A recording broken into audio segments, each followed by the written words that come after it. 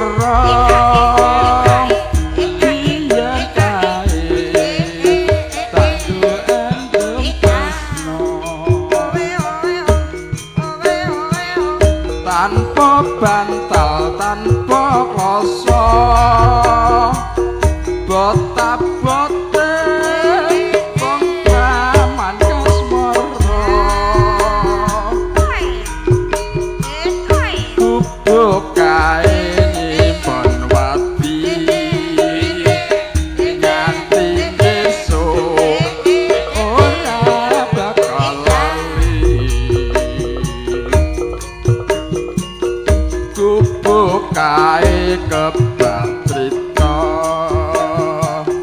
tengah bengi nganti jagat rina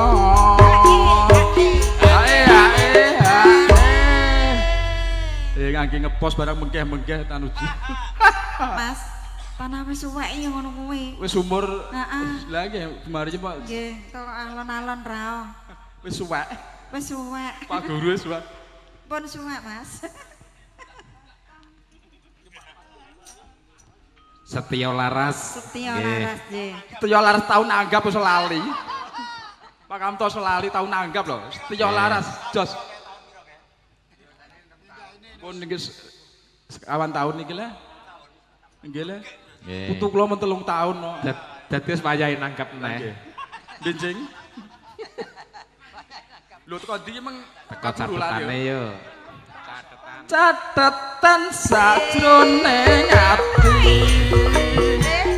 datan luntur saya marak ati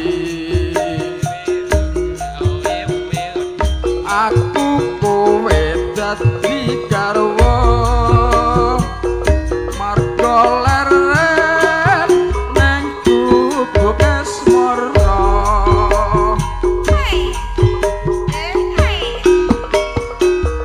monggo Mas Liwat pasukan joget monggo Mas Liwat pasukan joget pasukan monggo joget monggo Mas Dahlan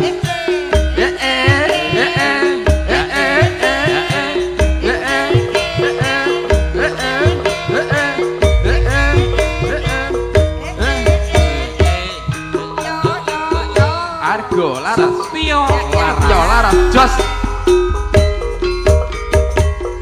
yen liwat aku kelingan gubuk kae biyen dolan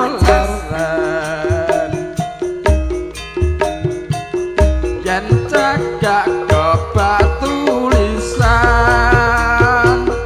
warna abang tondo isih rawan jenenge gubuk asmara biyen kae aku tresno tanpa bantal tanpa kloso bota-bote wong tawan kasmara bubuk kae nyimpen wati nganti besok ora bakal lali bubuk kae kebak trita ngawengi nganti jagat rina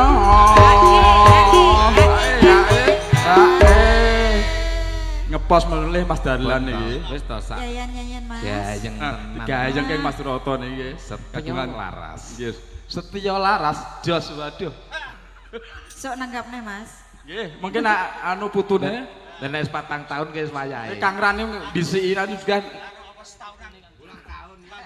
besok juga anu nyanggam nang Kang Dino Kang Rani lho jan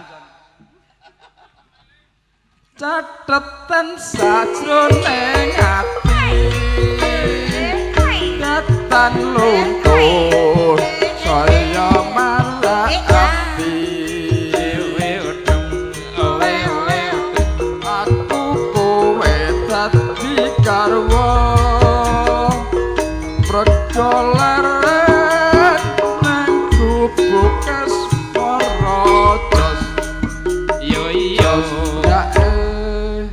Pripun Mas Jiran? Tanduk. Tanduk pindah kas asal nih. Angsal. Lesar muji sak kesel. Endi Pak Kades mengke rawuh mengke Pak Kades. Nah, mang boten napa mengke kertas nenggani. Kelinci ucul nih. Yo. Ah, kurung-kurung metu ketok iki wau. Kelinci ucul. Ketawang riyen. Lah. Cukup ajib Kang Armuji meng. Ketawang riyen.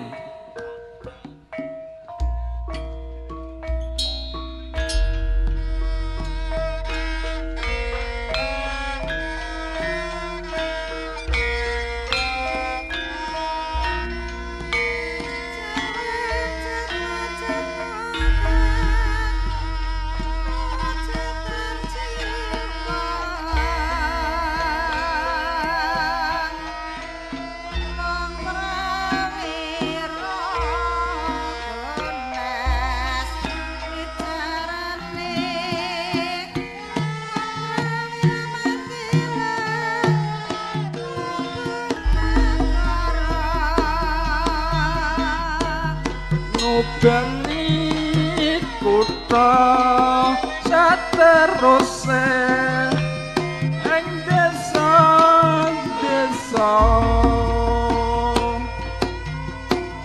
margo aku anggoleki sing katresnani kelinci ucul lunga mangetan Surabaya terus nang Bali mangulon ana nang Bandung ora ketemu terus aku nang Jakarta jebul ora ketemu aduh klinciku aja beda aku terus bali nang Semarang klinciku ucul ana kandang la jebulane krusa-krusu keburu nafsu bekasane montang manting ragate akeh aku dhewe kebanting jas Setya Laras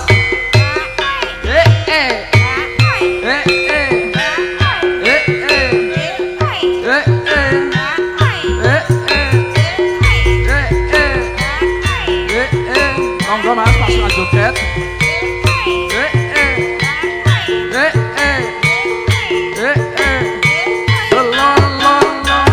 Setya Laras ngubangi kutha sateruse ing desa-desa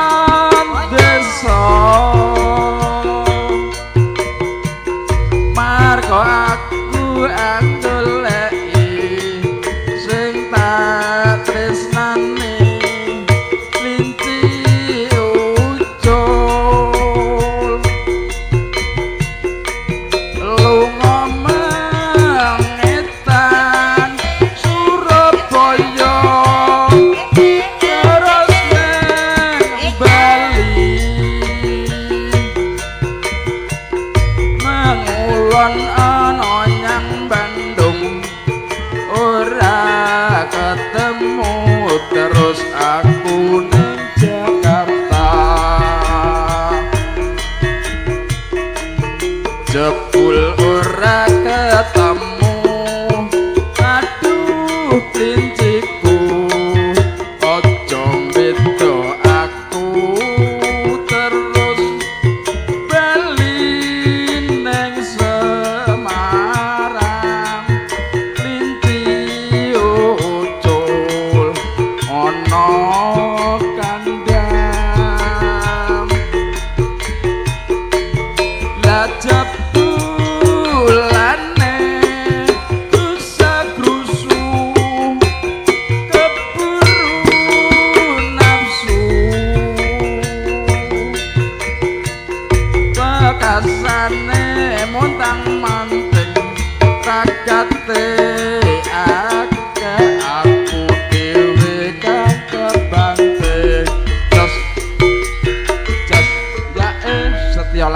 Jos.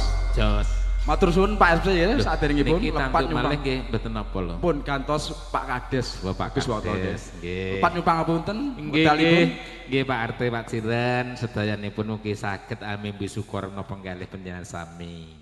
Inggih lepat nyuwun pangapunten karana awit sonten para kadang-kadang nggih sampun kepareng nderek ngregengaken swasana mriki nggih alhamdulillah menika Pak Lurah nembe rawuh mila nggih lepat nyuwun pangapunten kunjuk banyipun Bapak Agus selaku kepala desa Jatirejo mriki kepareng nderek amerkae penyanipun Bapak Surata nggih nyoha mengko gati menika nggih monggo sepote cayut kangge ngiringi Pak Lurah.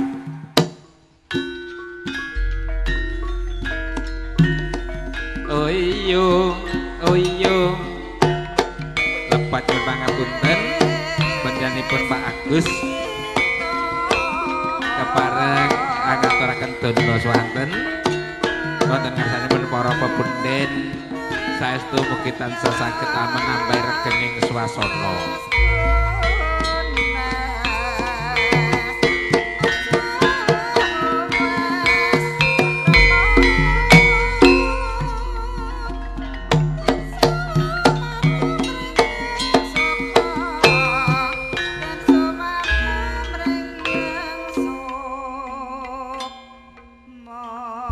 Ngaturaken wilujeng dalu Pak Lurah.